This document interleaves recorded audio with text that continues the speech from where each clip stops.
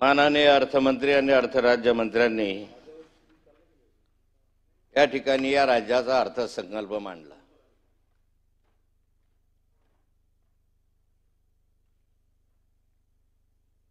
दिशाहीन अर्थसंकल्प,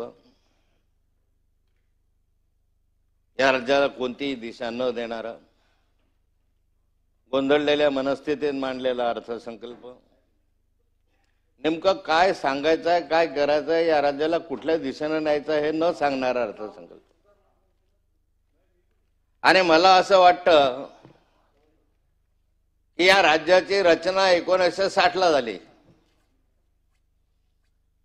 आज 64 वर्ष होऊन गेले, 65व्या वर्षामध्ये आपण पदार्पण करतोय। या 65 वर्षामध्ये पहिल्यांदा या राज्यामधला अर्थसंकल्प हा 45,128 कोटी रुपयाच्या तुटीचा आला। सभापती महोदय, गेल्या अनेक वर्ष या विधान भवनामध्ये काम करण्याची संधी मला मिळाली। फार 85 साली 80 साली अशी स्थिती होती की 100 कोटी मायनस जरी झालो आपण तर अख्ख्या महाराष्ट्रभर अग्रलेख लिहिले जायचे की राज्याचा अर्थसंकल्प हा मायनस मध्ये आहे, तुटीमध्ये आहे। टीका व्हायची, टिप्पणी व्हायची, काय चाललंय या राज्यामध्ये। मागच्या वर्षी हा अर्थसंकल्प 675 कोटी रुपये तुटीचा होता आणि एका वर्षामध्ये 45,000 कोटी रुपयाचा तुटीचा अर्थसंकल्प। आणि राज्य विकासाच्या दृष्टीने चाललंय।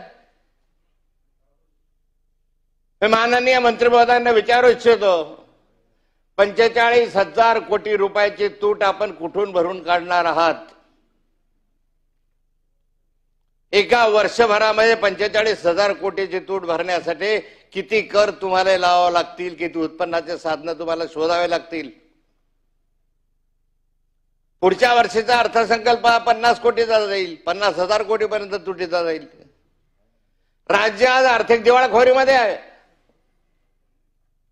तुम्ही किती पाठीवर थापा मारल्या आणि किती कौतुक करत हा प्रयत्न केला तरी हा राज्य आर्थिक स्थितीत बुडालेला आहे। तुमच्या तिजोरीमध्ये खळखळाट आहे, पैसा नाही आहे। आणि अशा स्थितीमध्ये वेगवेगळ्या योजना तुम्ही आणतात, महसुली तूट वाढताय, नॉन प्लॅन एक्सपेंडिचर वाढतोय, पेन्शन, भत्ता, पगार, घेतलेल्या कर्जावरचं व्याज, घेतलेल्या कर्जावरचे हप्ते, याच्यामध्ये तुमच्याकडे पैसे नाही, कर्ज काढण्यासाठी हे हप्ते फेडण्यासाठी परत कर्ज काढावं लागतंय। 8 लाख कोटीचं कर्ज तुमच्याकडे, 8,00,000 कोटी। अध्यक्ष महोदय, याचं व्याज भरण्यासाठी तुमच्याकडे पैसे नाही आहे। हप्ते तर सोडून द्या, विविध मार्गाने या राज्याने कर्ज घेतलं, मोठ्या प्रमाणावर कामं सुरू करत असताना कर्जाला थकमी दिली। या राज्यामध्ये नुसते भांडवली स्वरूपाचे कामं उभे करतो तसं चित्र उभं करायचं,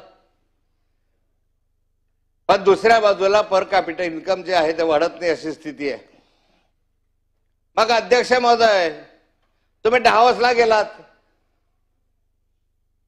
15,00,000 कोटीचे काही लाख कोटीचे का 15,000 कोटी रुपयाचे करार केलेत ना करार।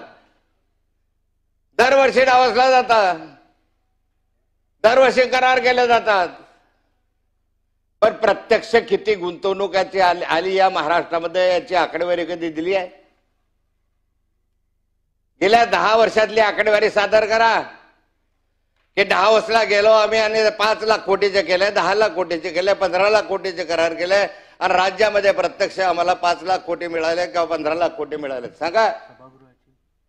नुसतं पाठ ठोपटून घ्यायचे, 15 लाख कोटीचे केले। सभागृहाची वेळ अर्थसंकल्पावरील आजच्या दिवसाची चर्चा संपेपर्यंत वाढवण्यात येत आहे। डाव्होसला जातात, इकडे तिकडे जातात, पण प्रत्यक्ष गुंतवणूक किती? रोजगाराचे आकडे सांगितले जातात, पण रोजगार आहे कुठे? या राज्यामधला रोजगार गेला, या राज्यामधले उद्योग गुजरातकडे वळवले गेले, या राज्यामध्ये नोकऱ्या संपल्या, खाजगी उद्योजकांकडे नोकऱ्या दिसतात त्यांना या राज्यामधल्या नोकऱ्यांमधला अनुशेष जो आपला बॅकलॉग जो आहे आपला काय म्हणतो मी SC/STच्या संदर्भामधल्या त्या नोकऱ्या गेल्या. सरकारमध्ये असताना निदान SC/ST OBCच्या जागा NTच्या जागा भराव्या लागत होत्या. आता रिलायन्सचे उद्योग आले, अंबानीचे आले, अडाणीचे आले, याचे आले, त्याचे आले, एक तरी मागासवर्गीयाला प्राधान्य आहे का त्या ठिकाणी? मागासवर्गीयांना नोकऱ्या तुम्ही घालवल्या, खासगीकरणाकडे वळल्या, मागासवर्गीयांच्या नोकऱ्या घालवल्या. अध्यक्ष महोदय, मी आपल्या निदर्शनास आणू इच्छितो की दाहोदचे करार झाले. या राज्यामध्ये एका बाजूला पाहिलं तर मोठे मोठे रस्ते झाले, रस्त्याची आवश्यकता डेव्हलपमेंटसाठी. मग समृद्धी मार्ग असेल, शक्तीपीठ मार्ग असेल, नागपूर रत्नागिरी मार्ग असेल, बंगलोर हायवे असेल, हैदराबाद हायवे असेल, दिल्ली हायवे असेल, रस्त्यांची गरज आहे, नाकारता येत नाही. पण या रस्त्यांसाठी जो पैसा दिला जातो, जो जमिनी संपादन केल्या जातात, किती शेतकऱ्यांच्या जमिनी आता तुम्ही संपादन करणार? हजारो एकर शेती या रस्त्यांच्या कामासाठी तुम्ही घेतात. शेतकरी ते द्यायलाही तयार असतात, कधी नाखुशही असतात. पण माझा प्रश्न या ठिकाणी आहे, त्या शेतकऱ्यांच्या वडिलोपार्जितच्या जमिनी, वर्षानुवर्षे कचत असलेल्या जमिनी, हाड आणि हाडामासाच्या रक्ताचं नातं असलेल्या त्या जमिनी तुम्ही मातीमोल भावाने विकत घेतात. का करतात असं? माननीय मुख्यमंत्री देवेंद्र फडणवीस साहेब मागच्या कालखंडामध्ये विरोधी पक्ष नेते होते आणि विरोधी पक्ष नेते असताना सभागृहामध्ये त्यांनी भाषण केलं होतं की शेतकऱ्यांच्या जमिनी तुम्ही मातीमोल भावात घेतात, शेतकऱ्याचं जीवन उद्ध्वस्त करतात. तो 2013 कायदा आला, कायदा land acquisition and requisition act, भूसंपादनाचा. त्या कायद्यानुसार शेतकऱ्यांना काहीतरी न्याय मिळत होता. एक 4.5 पट रेडी रेकनरच्या किंवा बाजार मूल्याच्या किंमतीनं त्याला पैसे मिळत होते. देवेंद्र फडणवीस साहेबांनी त्या कालखंडामध्ये सरकारच्या हे निदर्शनास आणून दिलं होतं की बाबा रे, हा कायदा तुम्ही रद्द का केला? उद्धवजींना विचारत होते प्रश्न. उद्धवजींच्या कालखंडामध्ये निम्म्यावर किमती आणल्या. त्या कालखंडामध्ये 4.5 पटीनं रक्कम मिळत होती सरकारला जमिनी द्यायला. कधी कधी शेतकरी स्वतःहून तयार व्हायचा की हो मला पैसा मिळतोय, 10 लाखाची ऐवजी 50 लाख माझ्या पदरामध्ये जर जमिनीची किंमत मिळत असेल तर कधी कधी स्वतःहून शेतकरी त्या ठिकाणी समोर येत होता. पण आता काय केलं? 10 लाखाहून 20 लाख रुपये देतात. कशासाठी त्या शेतकऱ्यांना? माझा प्रश्न नव्हता, हा माननीय देवेंद्रजींचा प्रश्न होता. मी आज त्यांना विचारतोय की तुम्ही राज्याचे मुख्यमंत्री आहात, तुम्हाला एवढ्या मोठ्या जमिनी घ्यायच्या आहात तर त्या शेतकऱ्यांना का मारतात? का त्याचं जीवन उद्ध्वस्त करतात? तुम्हाला कोणी अधिकार दिला या ठिकाणी? एका ठिकाणी समृद्धी मार्ग तुमचा लाडका मार्ग आहे, एका ठिकाणी शक्तीपीठासाठी तुम्ही प्रयत्न करतात, त्यासाठी वेगळे भाव देणार. आणि मुक्ताईनगरून जाणारा, माझ्या शेतामधनं जाणारा जमीन जो इंदोरवरून आपला हैदराबादकडे जातो राजमार्ग, त्याला 5 लाख रुपये 10 लाख रुपये एकरान जमिनी देणार? घेणार तुम्ही? 10 लाख रुपये एकर नगरपालिका क्षेत्रातल्या जमिनी. अरे एक प्लॉट येत नाही 10 लाखामध्ये. एक प्लॉट घ्यायला गेलो नगरपालिका क्षेत्रात येत नाही. आता तुम्ही आम्हाला म्हणता 10 लाख रुपये एकर द्या, त्याच्या दुप्पट तुम्हाला पैसे देऊ, 20 लाख रुपये एकर देऊ. अरे 70 लाख आणि 1 कोटी रुपये एका हेक्टरचे, एका एकरची जमीन विकत घेतली जाते आज तिथे. 1 कोटी एकर जमिनीचे भाव त्या शहरी भागात आहे 70 लाख 60 लाख रुपये एकर. कमी जमिनी नाही आणि तुम्ही आम्हाला 20 लाख रुपये एकर जमिनीला पैसा भाव देतात. का जमिनी द्या तुम्हाला? तुमचे मार्ग व्हावे म्हणून. अरे राष्ट्रीय योगदान द्यायला आम्ही तयार आहोत, पण कशाला त्याला फाशी लावतात? मी मंत्री महोदयांना विनंती करणार आहे, या निमित्ताने मुख्यमंत्री महोदयांना विनंती करणार आहे की जमिनी घ्यायच्या असतील जरूर घ्या, पण त्या जमिनीचं मूल्य इतकं कमी नका देऊ की त्याला आत्महत्या करावी लागेल. पूर्वीच्या कायद्यानुसार द्या. ठेकेदारांचे पोट भरण्यासाठी कामं करतात, आज शेतकऱ्याला दुसऱ्या दिवशी मारतात. अध्यक्ष महोदय, कामं कुठे होत आहेत? कामं होत आहे मुंबई, पुणे, नाशिक क्षेत्रामध्ये कामं होतात. या ठिकाणी नाडार MMRDA क्षेत्रामध्ये लाखो कोटी रुपयाचे काम MMRDAच्या क्षेत्रामध्ये आहे. लाखो कोटी रुपयाचे काम या मुंबई शहरामध्ये चाललेले आहेत. कुठे मेट्रोचे काम असतील, कुठे रेल्वेचे काम असतील, कुठे भुयारी मार्गाचे असतील. गरज आहे विकासाच्या दृष्टीने, तर गरज आहे, मी नाही म्हणत नाही. पण अध्यक्ष महोदय, MMRDAच्या क्षेत्रामध्ये 10 लाख कोटीचे टेंडर दिलेले आहे. एकट्या MMRDAच्या क्षेत्रात 10 लाख कोटीचे टेंडर दिले आणि या ठिकाणी शहरांच्या पायाभूत सुविधांचे मोठ्या प्रमाणावर तुम्ही व्यवस्था करतात. मुंबई महानगर प्रवेशाची हद्द तुम्ही पालघरपर्यंत वाढवून घेतली, रायगडपर्यंत वाढवली. मोठ्या प्रमाणावर कर्ज काढून या क्षेत्रात पायाभूत सुविधांसाठी तुम्ही टेंडर काढले.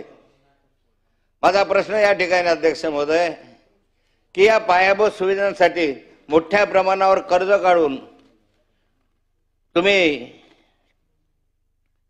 टेंडर काढले. आज MMRDAकडून अंदाजे 2 लाख कोटी रुपयाचे कामे कर्ज काढून सुरू आहे. MMRDAला शासनाचे कर्ज आम्ही दिली आहे का? स्पेशल पर्पज व्हेकल्स SPV काढून ग्रामीण जनतेचा पैसा MSRDC कडे वळवला जाते वगैरे. खूप लिहिण्यासारखं, वाचण्यासारखं. माझा प्रश्न एवढाच आहे या संदर्भामध्ये की हा सारा पैसा MMRDA क्षेत्रात वळवला. कुठे नाशिकला मेट्रो आणा, कुठे पुण्याला मेट्रो करा, कुठे मुंबईला करा, मुंबईचे मेट्रो नवी मुंबईपर्यंत हलवा. लोकसंख्या जास्त आहे, वाहतूक जास्त आहे. पण मेट्रोच्या संदर्भात सरकारलाच मी विचारू इच्छितो की या मेट्रो मधले रोजचे जाणाऱ्यांचे प्रवासी संख्या मला सांगा. दररोज जाणाऱ्यांचे प्रवासी संख्या मला तुम्ही सांगा. मेट्रो सेट लागलेला खर्च सांगा. आज साऱ्याच्या साऱ्या नागपूर पासून तर पुण्यापर्यंतच्या मेट्रो रेल्वे या तोट्यामध्ये आहे. आज त्याच्यावरचं व्याज भरणं सरकारला कठीण जात आहे. मग या ठिकाणी मेट्रोच्या संदर्भामध्ये नुसता पैसा खर्च करायचा, MMRDA क्षेत्रात करायचा. मुंबईमध्ये इकडून भुयारी मार्ग काढा, तिकडून भुयारी मार्ग काढा, याच्यासाठी खर्च करायचा. डावसला जायचा 15 लाख कोटीपर्यंतच्या काय म्हणता हे करार तुम्ही करायचे. हे सारं करा. पण माझा प्रश्न असा आहे की सारा शहरामध्ये होत आहे, ग्रामीण भागात काय? ग्रामीण भागातला विकासाचा अनुशेष जो आहे दूर करण्यासाठी कुठं करार केला एखादा?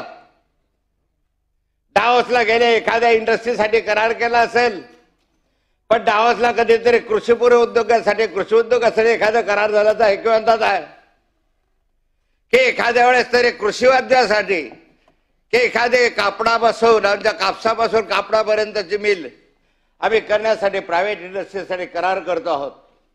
एखादं उदाहरण शेतकऱ्यांसाठी, शेतकऱ्यांच्या आधुनिक यंत्रसामुग्री अवजारासाठी आम्ही या ठिकाणी करार करतो आहोत. यासाठी आम्ही 10,000 कोटी आणतो, यासाठी आम्ही 1,000 कोटी आणतो. त्याच्यासाठी तुमच्याकडे पैसा नाही आहे. मग ग्रामीण भागामधले आणि शहरी भागातले विकासाची जी दुरी आहे, जो अनुशेष आहे, तो वाढून राहिलेला ग्रामीण भागातला विकासाची दुरी रुजलावते. उद्याच्या कालखंडामध्ये अध्यक्ष महोदय, ग्रामीण भाग आणि शहरी भागाचं युद्ध झाल्याशिवाय राहणार नाही. आज ग्रामीण भागातला सर्व इकडे रोजगारासाठी शहरामध्ये येतोय, ग्रामीण भाग ओस पडायला लागलाय. ग्रामीण भागातल्या नोकऱ्या नाही आहेत. मग ग्रामीण भागात नोकऱ्या आणण्यासाठी उद्योग तिथे आणणार आहात की नाही? की सारे उद्योग पुण्यामध्ये, रायगडमध्ये इकडे आले पाहिजेत? का मराठवाड्याचा विकास थांबला? का अख्ख्या अर्थसंकल्पामध्ये आमच्या उत्तर महाराष्ट्राचा साधा उल्लेख सुद्धा नाही?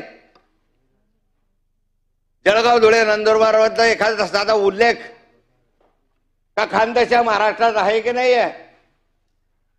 का मराठवाड्यातल्या या खानदेश मधल्या या महाराष्ट्र मधल्या साऱ्या शेतकरी जेवढे आहेत जे दररोज आत्महत्या करतात, त्या आत्महत्या करणाऱ्या शेतकऱ्यांचा साधा उल्लेख ह्याच्यामध्ये नाही आहे. जो आदिवासी आज किड्यामुंग्यांना मरतोय, जो कुपोषणानं मरतोय, त्या आदिवासींचं अनुदान दुसरीकडे वळवत असताना तुम्हाला शरम नाही वाटले? त्या आदिवासींच्या उत्थानासाठी काय योजना आहेत? काय तुमच्या अर्थसंकल्पामध्ये तरतूद आहे? त्या आदिवासींच्या त्यांच्या लोकसंख्येच्या आधारावर तुम्ही पैसा ठेवला पाहिजे, घटनेतली तरतूद आहे, तुमची नाही आहे. ज्या मागासवर्गीयांच्यासाठी 13% तुम्ही आरक्षित ठेवलंच पाहिजे, हे घटनेमधले तरतूद आहे. त्यांची लोकसंख्या 13%. लोकसंख्येच्या आधारावर तरतुदी पाहिजे. किती अर्थात तरतुदी आहेत मला सांगा या सभागृहामध्ये? किती योजना सुरू आहेत मला सांगा? कृषीच्या किती योजना सुरू आहे सांगा? कशासाठी तूट वाढवून घेत आहेत? 45,000 कोटी रुपयाची तूट अर्थसंकल्पामध्ये येणं म्हणजे या राज्य सरकारचं अपयश आहे. मागच्या वर्षी 675 कोटी, या वर्षी 75,000 कोटी. अरे हा पैसा कृषी भागासाठी, ग्रामीण विकासासाठी वापरा ना तुम्ही, शेतकऱ्यांसाठी द्या. पण शेतकऱ्यांचं अनुदान नाही, शेतकऱ्याच्या शेतमालाला भाव नाही, शेतकऱ्याच्या कापसाच्या संदर्भामध्ये अर्थमंत्र्यांनी एक शब्द उच्चारला नाही. कापूस नाही, सोयाबीन नाही, कांदा नाही.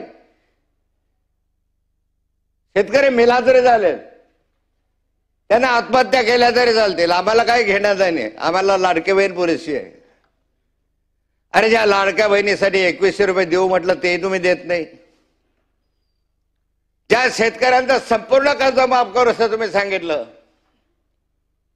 का कर्जमाफीची घोषणा झाली नाही याच्यामध्ये? अरे एक बोगद्यासाठी 50,000 कोटी खर्च करता तुम्ही मुंबईमध्ये. मेट्रोसाठी 1 लाख कोटी रुपये तुम्ही खर्च करता. 10 लाख कोटी पर्यंत तुम्ही MRD क्षेत्रामध्ये खर्च करता. माझ्या शेतकऱ्यांचं कर्ज जे आहे संपूर्ण माफ केलं तर 43,000 कोटीच्या घरामध्ये. अरे सारं कर्ज माफ केलायचं असलं, सारं शेतकऱ्याच्या डोक्यावर जेवढं असेल कर्ज ते माफ करायचं असेल तर एक 25-30,000 कोटीच्या वर जाणार नाही. आणि एक तुमची मेट्रो 50,000 कोटी, 1 लाख कोटी रुपयाचे होते. अरे एखादा प्रकल्प कॅन्सल करा, आमच्याकडे वळवा ना. आमच्या शेतकऱ्याचा काही मागत नाही. शेतकरी तुमच्या पोटाला अन्न देतोय, दिवसरात्र परिश्रम करतोय, घाम गाळतोय. अरे त्यानं अन्न नाही घातलं का दगडा खाणार का नोटा खाणार आहात तुम्ही? त्याने जर तुम्हाला अन्न पुरवलं नाही तर तुम्ही काय खाणार आहात? कदा समुद्रातली माती खाणार आहात, वाळू खाणार आहात? अध्यक्ष महोदय, या शेतकऱ्याला सर्वात जास्त दुर्लक्षित केलं असेल तर तुम्ही केला. सर्वात जास्त पापी आहात तुम्ही. याच्यामध्ये लाखो शेतकऱ्यांनी ज्या आत्महत्या केल्या, त्या आत्महत्या केलेल्या विधवांचे शाप तुमच्या पाठीशी लागतील. जरी तुम्ही निवडून येत असलात ना तरी आज त्यांच्या चिल्लपाला जे ओरडताय, जे रडताय, ज्या आत्महत्या केलेल्या शेतकऱ्यांच्या चिल्लपाला रडताय, त्यांचे शाप तुम्हाला लागतील. किती असा, किती रडा, नुसते काम करायचे, नॉन प्लॅन एक्सपेंडिचर वाढवत राहता. वाढवा. पण प्लॅनला काय पैसा आहे? डीपीडीसीला किती पैसा आहे? प्लॅन मध्ये आज पैसा नाही आहे, डीपीडीसीला आज पैसा नाही आहे. माध्यम डीपीडीसीचा अमाऊंट वाढवा. अरे स्मारक उद्घाटन झाले, छत्रपती शिवरायाचे स्मारक झाले, संभाजीराजेंचे झाले, बहिणाबाईचं झालं, साने गुरुजींचं झालं. किती स्मारकांची नावं सांगू? शेकडो स्मारक या महाराष्ट्रामध्ये उभे केले, करोडो रुपये तुम्ही खर्च केले. सन्मान ठेवला पाहिजे, आदर केला पाहिजे. पण हे करत असताना ज्या स्वर्गीय गोपीनाथ मुंडेंच्या संघर्षामुळे तुम्ही आज सत्तेवर आहात, त्या स्वर्गीय गोपीनाथ मुंडेंचं आज गेल्यानंतर आज 25 वर्ष झाले, तुम्ही स्मारक घोषित करून का होत नाहीये? स्वर्गीय गोपीनाथराव मुंडे यांच्या स्मारकासाठी छत्रपती संभाजीराजे नगरमध्ये आम्ही पशुसंवर्धन विभागाची 4 एकर जागा घेतलेली आहे. प्रत्येक अधिवेशनामध्ये विचारतोय, अरे ठीक आहे तुमच्या आणि मुंडे साहेबांचे वैचारिक मतभेद होते, राहतील, गेले, पण इतकेच मार्ग आठवता. आणि त्या नेता ज्याने मराठवाडा आणि या महाराष्ट्रामध्ये संघर्ष केला, ज्याने भारतीय जनता पार्टीचा विस्तार केला, मूळ केला, तुमच्यासारखे आज मुख्यमंत्री महोदय, तुमच्यासारखे असंख्य कार्यकर्ते त्यांच्या हातून घडले, त्या स्वर्गीय गोपीनाथराव मुंडेंचं स्मारक तुम्हाला दिसत का नाही? वंजारी समाजाचा होता म्हणून, एक ओबीसी नेता होता म्हणून, का तुमचे त्यांचे वैचारिक मतभेद जमत नव्हते म्हणून? करा. ते नवनवीन स्मारक करत असताना घोषणा करतात, पंतप्रधान मोदी साहेबांच्या हस्ते छत्रपती शिवरायाचं स्मारक त्या अरबी समुद्रामध्ये तुम्ही त्याचं भूमिपूजन केलं. काय झालं त्याचं? बहिणाबाई चौधरीचं स्मारक गेले 20 वर्ष झाले तसाच पडून, अर्धवट पडून आहे. जळगावच्या आसोद्यामध्ये त्यांचं जन्मस्थान का पूर्ण करता येत नाही? नुसत्या स्मारकाच्या घोषणा करायच्या, प्रत्यक्ष पैसा द्यायचा नाही. आणि मग त्या ठिकाणी अध्यक्ष महोदय, या ठिकाणी अशा स्वरूपाचं हे जे केलेलं आहे मी मान्य करणार नाही. या ठिकाणी अध्यक्ष महोदय, माझी विनंती राहणार आहे की या ठिकाणी ज्या ठिकाणी ग्रामीण भागातला अनुशेष वाढतोय, सर्व क्षेत्रातला, तो सिंचनाचा अनुशेष असेल, तो सार्वजनिक बांधकाम विभागाचा असेल, तो शिक्षणाच्या संदर्भामधला असेल, ज्या विविध क्षेत्रामधला अनुशेष आता मोठ्या प्रमाणावर वाढला, हा अनुशेष दूर करण्यासाठी मागच्या कालखंडामध्ये अध्यक्ष महोदय गोडबोले समिती झाली, अन्य समित्या झाल्या, किंमतकार समिती आली, त्यांनी काही अनुशेष वेगळा काढला. पण आता मला सांगा, या अनुशेषानुसार तुमच्या तरतुदी होत आहेत का? अध्यक्ष होता तर वेळच वाढवायचे अर्थसंकल्पावर. 22 मिनिट झाले आपले. अजून 8 वाजता आहे. कन्क्लूड करा ना. मला जो अनुशेष वाढतोय त्याचं काय? एखादी समिती या ठिकाणी अनुशेषाच्या संदर्भामध्ये निर्माण करा. या महाराष्ट्रातल्या मराठवाड्याचा किती अनुशेष आहे, विदर्भाचा किती अनुशेष आहे, खानदेशचा किती अनुशेष आहे, आम्हाला समजू द्या. आणि अनुशेष ज्या ज्या ठिकाणी जास्त आहे तो अनुशेष दूर करण्यासाठी समांतर या. नाहीतर एका बाजूला अनुशेष वाढतोय, आज दुसऱ्या बाजूला विकास वाढत चाललेला आहे. हा रोजगारापासून तर सर्व क्षेत्रातला हे चित्र या महाराष्ट्रासाठी बरोबर नाहीये.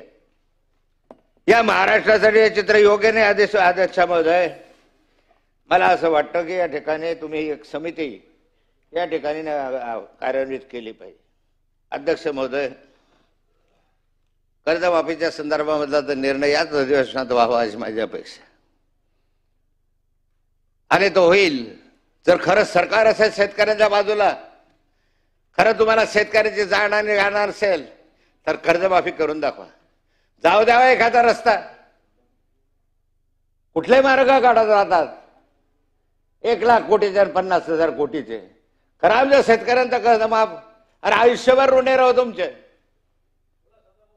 पण या ठिकाणी अध्यक्ष सदाभाऊ तुम्ही करा. आणि म्हणून माझा प्रश्न असा आहे अध्यक्ष महोदय, हे सारं करत असताना मेट्रोचं जाळं झालं, मिनी रेल्वे काढली, काय काढली, ह्या किती नुकसानीमध्ये आहे ते सांगा. किती कर्ज यांच्यासाठी काढलाय, किती यांच्या काढसाठी काढलेल्या कर्जावर तुम्ही व्याज भरतात. अरे त्या व्याजापोटी सुद्धा तुम्ही ठरवलं जेवढं व्याज तेवढं भरतात, तेवढं माझ्या शेतकऱ्यांचं कर्ज आहे रे, का नाही होते? म्हणून अध्यक्ष महोदय, अनुशेष दूर करण्यासाठी प्रयत्न करा. आदिवासींच्या कुपोषणासाठी प्रयत्न करा. मागासवर्गीयांच्या कल्याणासाठी करा. मागासवर्गीयांच्या शिष्यवृत्त्या दिल्याने, आदिवासींच्या शिष्यवृत्त्या दिल्याने 8 महिने झाले, 10 महिने संजय गांधी विरुद्ध भूमिहीन योजना बंद आहे. गोपीनाथ मुंडे शेतकरी आत्महत्या योजना, त्या ठिकाणी त्याला लाभ द्यायचा ते बंद आहे. अनेक योजना बंद झाल्या, अनेक योजनांमध्ये लाभ नाही आहे. दुरुस्तीला पैसे नाही आहे, रस्ते दुरुस्तीला पैसे नाही आहे. मोठे मोठे हायवे तयार होतात, ग्रामीण भागातले रस्ते ओस पडतात, अशी स्थिती आहे. शिक्षणाच्या व्यवस्था कोलमडत चाललेल्या आहे. म्हणून अध्यक्ष महोदय, माझी विनंती राहणार आहे संदर्भामध्ये की सरकारने लक्ष द्यावं. कसा अर्थसंकल्प आहे, त्याची पाठ थोपटून घेतात. उत्तर द्यावेत माझ्या प्रश्नांचे. अनेक विषय बोलता येण्यासारखं आहे, शहरापासून ग्रामीण भागापर्यंत.